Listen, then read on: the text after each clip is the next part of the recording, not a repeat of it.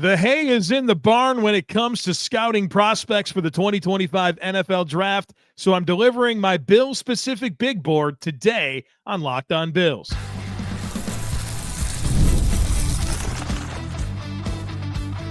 You are Locked On Bills, your daily Buffalo Bills podcast.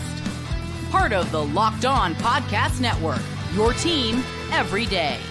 What's up, Bills Mafia? It's Joe Marino, author of the Herd Mentality Substack, co-host of the Locked On NFL Scouting Podcast, co-host of the NFL First Read Podcast, and I'm your host of Locked On Bills. Want to thank you for making Locked On Bills your first listen every day, and a big welcome and shout out to our everydayers. You know who you are. Those of you who never miss a single episode, I appreciate y'all being here very, very much. I'd also like to invite you to subscribe or follow for free on YouTube or wherever you listen to podcasts. We're part of the Locked On Podcast Network, your team every day. Today's episode is brought to you by the all-new 2025 Nissan Armada. Stay tuned for the Armada Player of the Week later in the show.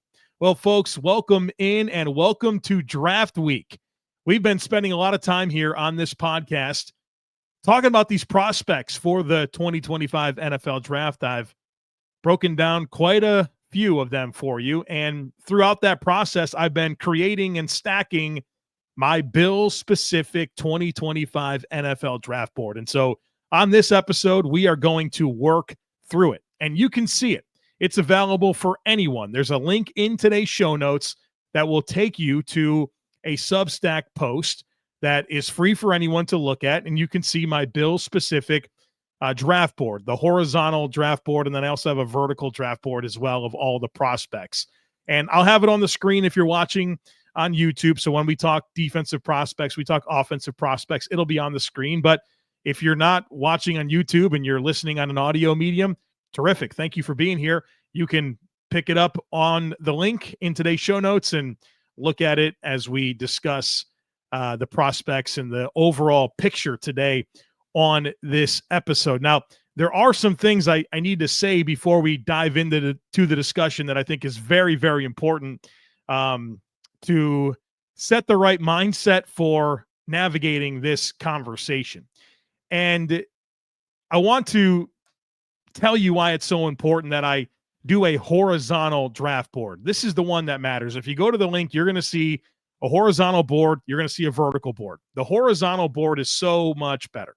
The vertical board is literally just a list of prospects in order of how I have them graded. The horizontal board visually will show you talent cliffs, which should help inform draft day decisions for the Buffalo Bills. And what I really love about the horizontal draft board is that it also eliminates the tedious splitting hairs conversations that exist. You know, players are graded, and a lot of these grades are very, very close. I mean, we're talking fractions of a point.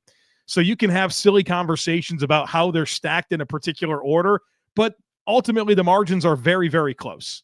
And I think the important thing for me when it comes to evaluating prospects is the valuation and asking yourself the question, what is the appropriate range to draft a player?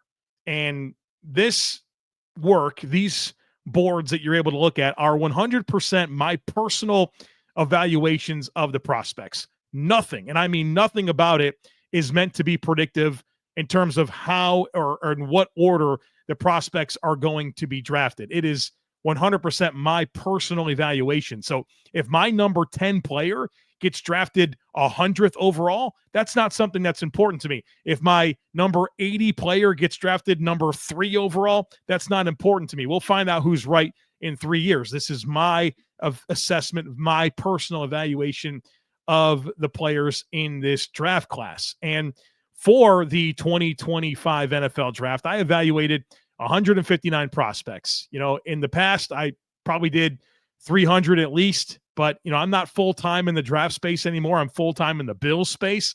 And so, you know, I spend, 4 or 5 months kind of doing draft work as opposed to 12. So I can't get to 300 guys anymore. It's more, 150, 175 guys. And the intent is for me to assess the positions that are most important to the Buffalo Bills. So you'll see on these boards a very robust evaluation for the cornerbacks, for the defensive tackles, for the defensive ends, right? Those are the three primary needs for the Bills.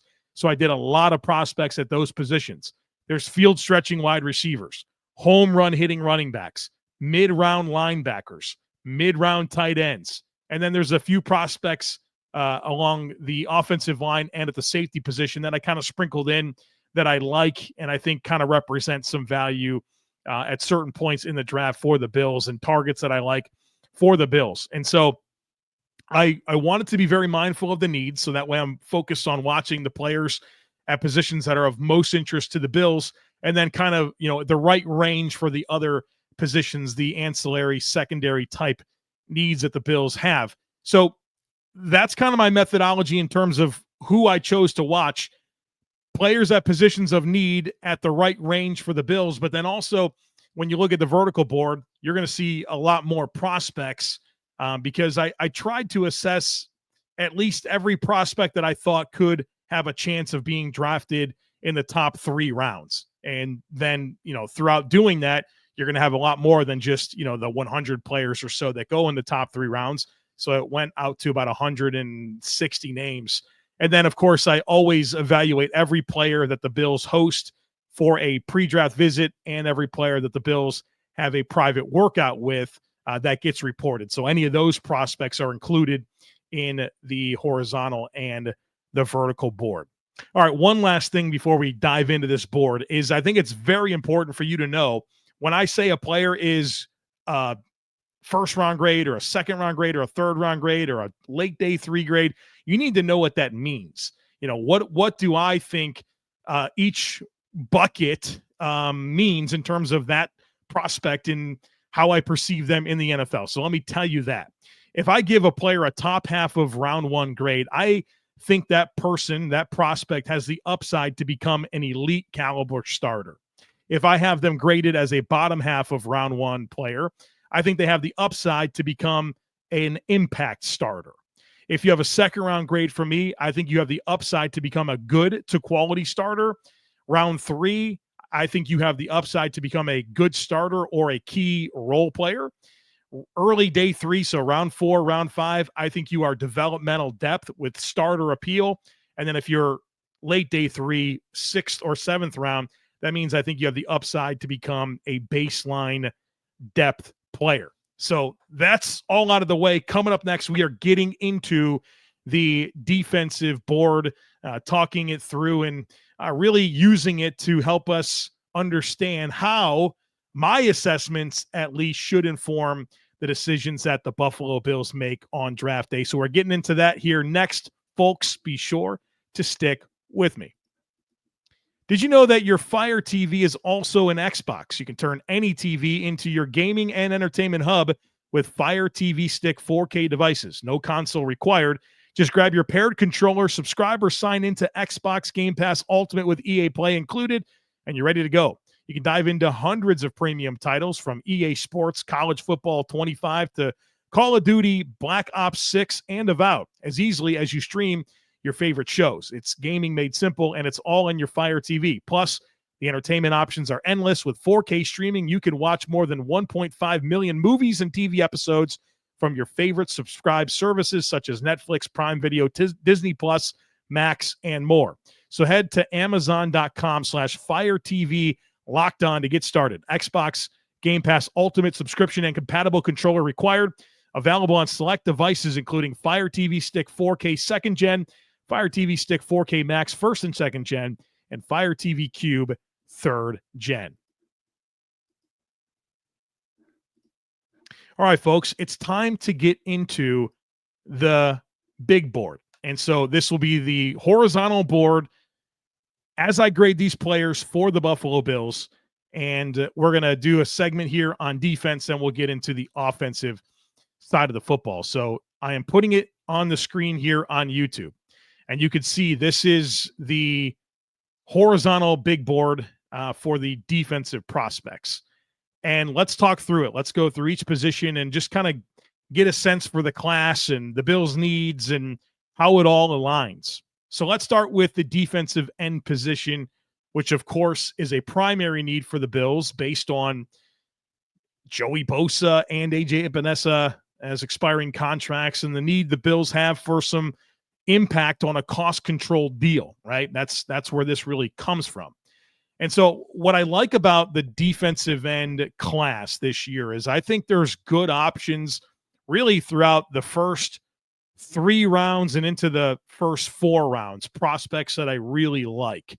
And I think with the defensive end position, for the Bills in particular, with it being a position that's a primary need, but not necessarily an immediate need, it puts you in a position that, if you wanted to wait and take a swing on somebody on day 2 or early day 3 that has tools, but, might not be ready for a big workload right now, I think that could make some sense. I think about certain players like Olu Oladejo out of UCLA, who I have a second-round grade on, recent convert to the defensive end position after playing stack linebacker up until the first 2 games of this season. What he showed and the flashes and the upside, that gets me excited.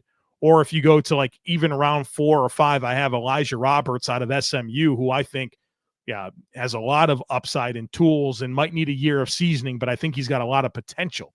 And so I think, the Bills could certainly pick one end of the first round. You're looking at maybe a Nick Scorton out of Texas A&M. I think Landon Jackson is in play for the Bills out of Arkansas, kind of in that pick 30, maybe a slight trade back range.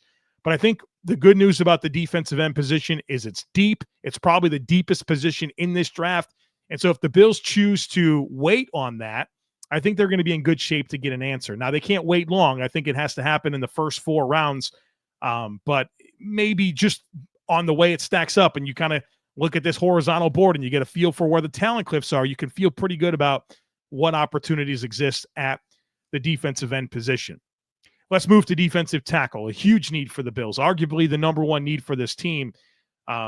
Short and long term, you need a player right now to pair with Daquan Jones. That's going to eat into a lot of that playing time, looking at 40-ish% of snaps, but then a guy that is the starter in 2026 and beyond. So we're looking more for a nose tackle, a 1 technique to complement Ed Oliver at the 3.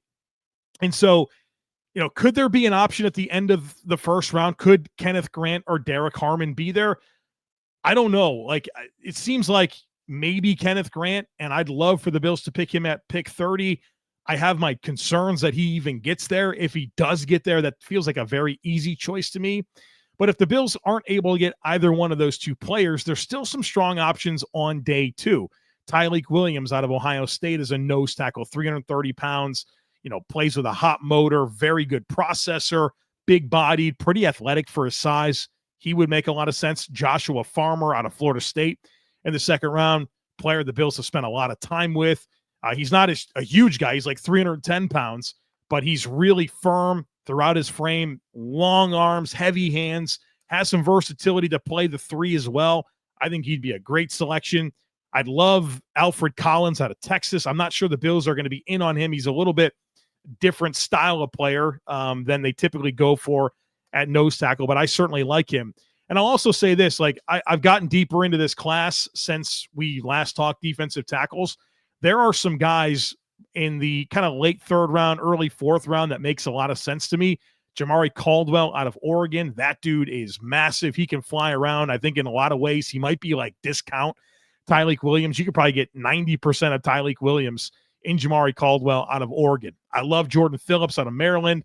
He's, a guy that needs some development, but I love the physical upside that he presents. CJ West out of Indiana, kind of a dense build, but he's a very good run defender that I think would make sense early day 3. Even Vernon Broughton out of Texas, high tools player that I thought played his best football this past year, that can certainly fit the bill as an up the field penetration style nose. So I think this class has a lot of options, and I'd love for the Bills to double dip, and I think they are going to double dip at defensive tackle. They're light on numbers.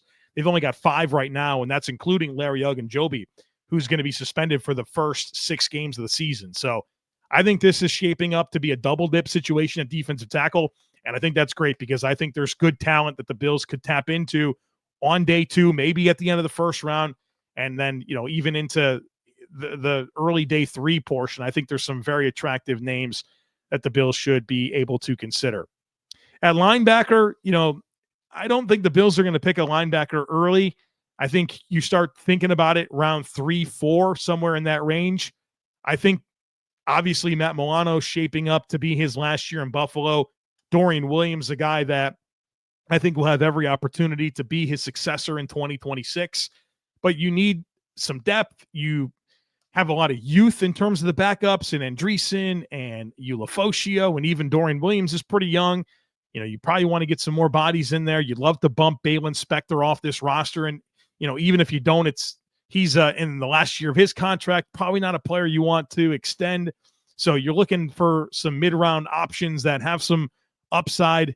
Chris Paul, Pooh Paul out of Ole Miss is a player we've discussed that really fits the bill in terms of the style of backer we've seen them go after. Sean Dolak out of Buffalo, talked about him end of last week. He's very Terrell Bernard-ish in terms of style of player and size as well. I really like Jeffrey Bassa out of Oregon, converted safety, spent the last couple of years at linebacker for Oregon, has become their quarterback of their defense. The leadership really stood out the Senior Bowl. I think he's a matchup style backer with a little bit more size than Paul or Dolak. So he's a guy that I really like in terms of, maybe a 4th round option for the Bills at linebacker. At corner, this is huge. Obviously, the Bills brought back Tre'Davious White, and I think he'll be given an opportunity to win the CB2 job. But is he a long-term answer? Probably not. Is he a player that I think can 100% stiff arm a rookie this year that the Bills draft and proves that? I'm not sure that he can. And so the Bills, I think, need to draft a starting caliber corner. And if you look at my board here, I think the Bills have got to prioritize getting one of my top 9 players. I have 9 players graded in the 1st or 2nd round, 5 second-round grades, 4 first-round grades. They got to get one of them. They got to get one of these guys. The names: Travis Hunter, Jahdae Barron out of Texas, Will Johnson, Michigan, Trey Amos, Ole Miss, Zaire Thomas, Florida State, Maxwell Harrison out of Kentucky, Savone Revel out of ECU, Darian Porter, Iowa State, Jacob Parrish out of Kansas State. They got to get one of those players. I think that's a high priority for the Bills in this draft. You got to get one of them. And, there's a lot of different ways to do it. You can go ahead and get it done at pick 30, 56, 62, trading up from one of those 2nd-round picks. I don't care how you do it. You better get one of those 9 names. I think that's absolutely critical for Brandon Beane in this draft. Get one of those 9. And then there's the safety position. I know there's a lot of differing opinions on the need and even how the Bills perceive what they have. I am of the belief that the Bills are not desperate for a safety by any means. They did bring in Andrew Makuba out of Texas, who I like a ton. He's got a 2nd-round grade from me. I think he's a very good high post player that I think could absolutely take over for Taylor Rapp, whether that's, I don't know if it would be this year. I think the Bills really like Taylor Rapp, but maybe next year. I like him a ton. And then if you look at the horizontal board, there's Jonas Sanker out of Virginia. I have a round 4, 5 grade on him. A player that played quarterback in high school that I think has just been an ascending talent at Virginia, played his best football in 2024. And I think there's a lot of ceiling to develop into. So I kind of tossed him in as an intriguing name at safety that I liked if the Bills were to pick one on day 3. But I'm not of the belief that the Bills should be using high picks on safeties. I just don't. I don't think that they need to do that. I like what they have in Cole Bishop in year 2. I'm very high on Derek Forrest, a free agent signing. I think the Bills really like Taylor Rapp, whether you like him or not. And so because of that, I didn't feel inspired to really load up this board with a bunch of safeties. But if you go to my vertical board, I think I did 11 or 12 different safeties, so you can kind of see how I stack up those prospects with the rest of this class. All right, folks, coming up on the other side of it, we're going to talk offense, the needs that the Bills have. We'll work through my board on that side of the football. So folks, be sure to stick with me. The Armada Player of the Week is brought to you by our friends over at Nissan and the all-new 2025 Nissan Armada. Each week, we're taking a look at our draft prospects to pick one guy that stands apart, the guy we believe showcased the strength and power needed to push the Buffalo Bills forward as we look ahead to next season. This week's Armada and clear-cut Player of the Week is Arkansas defensive end Landon Jackson. Just like the Armada is built for a heavy-duty workload, Landon Jackson can be a long-term answer for the Bills at defensive end. He's an explosive athlete with long arms and heavy hands, and in the NFL, you have to be able to play through blocks, which is his specialty. When it comes to the Nissan Armada, they say go forth and conquer, and that's exactly what I think Landon Jackson can do here. It's clear that our player of the week is out here ready to conquer the road ahead with confidence, just like you can in the all-new Nissan Armada or any of their outstanding vehicles. Take the Nissan Armada, Rogue, or Pathfinder and go find your next big adventure. Shop nissanusa.com. All right, folks, let's take a gander at this offensive board that I have for the Buffalo Bills, the horizontal board. And you'll notice right off the bat, there's no quarterbacks. There's none on the vertical. There's none on this horizontal board. I don't think the Bills will be drafting a quarterback. But if you want to see how I stack the quarterbacks for this draft, go to the vertical board, and they are intertwined with all the other players. So nothing to talk about at quarterback. But at running back, I did assess the prospects that I thought had a profile to be a home run hitter. And I think this draft has some guys that are interesting. I love Travion Henderson. I'd value him in the second round. I don't know if I were the Bills, I wouldn't pick him unless I was moving on from James Cook right now. I think Henderson has a good chance of going in the first round. And so what's hard for me about this running back conversation for the Bills is I don't think they're going to roster four. I don't think they're going to roster four. And James Cook, Ty Johnson, and Ray Davis are going to be on this roster. And so you just don't have space for that fourth guy unless somebody gets hurt. And I don't think you can just cross your fingers and hope someone gets hurt, right? That's kind of silly. But the roster ability of a running back becomes very tricky to me. And, I think you could certainly bring one in and then figure it out from there. Sometimes these things take care of themselves. And maybe if you draft a back that you really like, now you can feel good about moving on from James Cook. And, maybe the draft didn't go the way another team wanted it to. And so they might have an interest in trading for James Cook. But the reality with the running back idea and the Bills in this draft is, short of moving on from James Cook, the roster ability gets very tricky. And that kind of is a turnoff from me as it relates to a reasonably high pick. Now, if there's somebody that they like later on in the draft and you can pull the trigger there, and, if you wind up being in a situation where you can't roster everyone and you don't feel that bad about exposing them to waivers, okay, cool. But I think the roster ability component becomes very difficult short of trading away a James Cook. A wide receiver, the need for the Bills is a field stretcher, someone that can provide some verticality. And this draft has a lot of fast receivers. It really does. I felt like I just kept on watching 4-3 receiver after 4-3 receiver after 4-3 receiver. And I watched several over the weekend as I made sure that I got to them all. I watched Torrey Horton, who actually ran a 4.41 out of Colorado State. This is a player I really like. I value him in the third round. And he had two monster years in 2022 and 2023. And this past year had an injury that kind of limited him to 7 games. But the production was tracking very, very well. But vertical field stretcher, punt returner. I talked about him on the Friday show, so I don't want to go too deep here, but he's a player that I really like. But when you think about what the Bills need at receiver, it is the field stretching ability, but you also want them to be able to help you in some other ways. And so Torrey Horton is a very good punt returner, over 16 yards per punt return, 3 touchdowns for his career in college.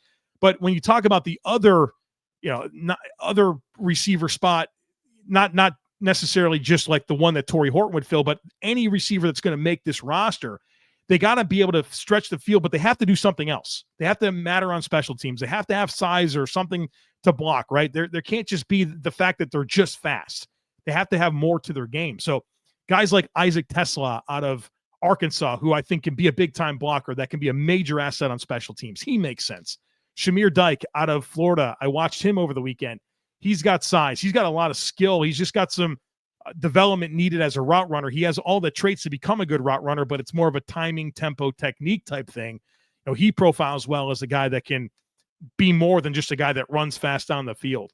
Jordan Watkins, who we talked about on the Friday show, multifaceted route runner, has a special teams background. I think that's what's important here. They're looking for a guy that can be the fifth receiver. And in order to be the fifth receiver, you have to have some special teams appeal. So that's something that I really focused in on when I talked or when I considered which receivers to watch and study. And a lot of these guys are just fast, like guys like Deontay Thornton, Keandre Lambert-Smith, Arian Smith. They're fast, but do they do anything else besides just run fast in a straight line? That's why they're lower on my board. So we'll see how the Bills attack wide receiver. At tight end, the Bills need a tight end 3. It's obvious. They don't have one. And Zach Davidson's entering his 5th season, and right now he is uncompeted with to be the Bills' 3rd tight end. I think the Bills are going to draft a tight end that they plan on making this roster. And so some of my favorite guys in the middle rounds, Thomas Fedone out of Nebraska. I've talked about him several times. I think he's got a lot of receiving appeal, willing blocker. Gunnar Helm out of Texas. I think he's a good blocker, good yards after catch, nice receiving profile. Mitchell Evans out of Notre Dame, I think underrated prospect, inline profile to block, but also a guy that I think is very good at the catch point. Motivalio out of UCLA, that guy is underrated as well. I think he led UCLA in receiving this past year. I think he's got some real upside. He's got a big body that projects well to playing in line as well. I think they're going to need a player like that can play in line, give them a little receiving skill, but have a special teams profile as well. And the horizontal board certainly has some of those players that are interesting to me. I shared a few offensive linemen on the board. I didn't spend a lot of time on offensive linemen specifically for the Bills. I probably watched, I guess, 25 or 30 total offensive linemen, but I wanted to just include some players that I liked. Charles Grant is out of William and Mary, and he has a wrestling background and is super athletic. So, the Bills like all of those things. He's a good prospect, though. I think, round 3, he'd make a lot of sense if the Bills thought he could project as an eventual starter on the interior, where Connor McGovern and David Edwards are both expiring contracts. One of my favorite prospects in this draft, regardless of position, is Arizona offensive lineman Jonah Savianaya. And I think you'd have to draft him on this in the 2nd round. And I don't think the Bills have that type of need to be investing that type of pick in an offensive lineman, but he's a player I really love that I want to shout out. In addition to Dylan Fairchild, interior offensive lineman from Georgia. Love his play temperament, love his athleticism. And, if the Bills wanted to get ahead of some needs on the interior offensive line, I wouldn't be upset if Dylan Fairchild had his name called for the Bills in this draft. So, want to throw a few offensive linemen in there that I kind of like, and I certainly did that. Also, Anthony Belton out of North Carolina State's another player that I like. So there's the horizontal board, folks. Again, there's a link in today's show notes. You can go right to my Herd Mentality Substack and see this in addition to the vertical board and follow along on draft day. I hope that this winds up being a useful resource for you. I want to remind you about Bill's Squad. I talked about this end of last week. It's new additional programming that's coming to Locked On Bills, and it launches on Monday, April 21st. It's going to be something different here. This is additional programming, so nothing changes with what you normally get from me. You're still going to get the daily 30-minute podcast from me every day, all year long. That will never change. But we are also adding additional programming to the feed, and it's going to be pretty different. It's going to be an hour-long episode that is panel style, designed to be free-flowing conversation. And the panel is going to be myself, Jeremy White of WGR, he's going to host, and then former Bills offensive lineman Jerry Ostroski. The 3 of us will occasionally have some guests as well. We're going to be on there every Monday and Thursday. We go live on YouTube at noon Eastern time, and then it will get published as a regular podcast in the audio mediums, and then of course it'll live on YouTube as well. But again, it's just different type of content, different type of discussion. Some people have been wanting some longer podcasts, so you'll get 2 of those per week, hour long, and it'll be different than what I normally do, right? You hear me monologue for 30 minutes every day. This will be more collaborative, bouncing ideas, discussing, debating, getting into some different conversations that, are maybe not exactly stuff I would always talk about on this show. These normal Locked On Bills episodes that you get from me. So I'm excited to give you something additional, something that's a little bit different. Conversation style should be really fun. So check that out. First one launches on Monday, the 21st, live on YouTube, noon Eastern, and then it'll be, published in the podcast feeds afterwards. All right, folks, that is going to do it for us here today. I certainly hope you enjoyed this. I hope you take advantage of the Bills board that I put out there. Again, there's a link in today's show notes to check it out. And we will continue to talk through this draft in the coming days ahead of it, and we'll be reacting to it all week long. Thursday, Friday, Saturday podcast coming all weekend long as we break down everything that goes down in this draft for the Buffalo Bills. So don't miss anything. Make sure that you're subscribed. We'd love it if you took a second to rate, review, and share the podcast. Have a great rest of your day. Go Bills, and I look forward to catching up with you again real soon.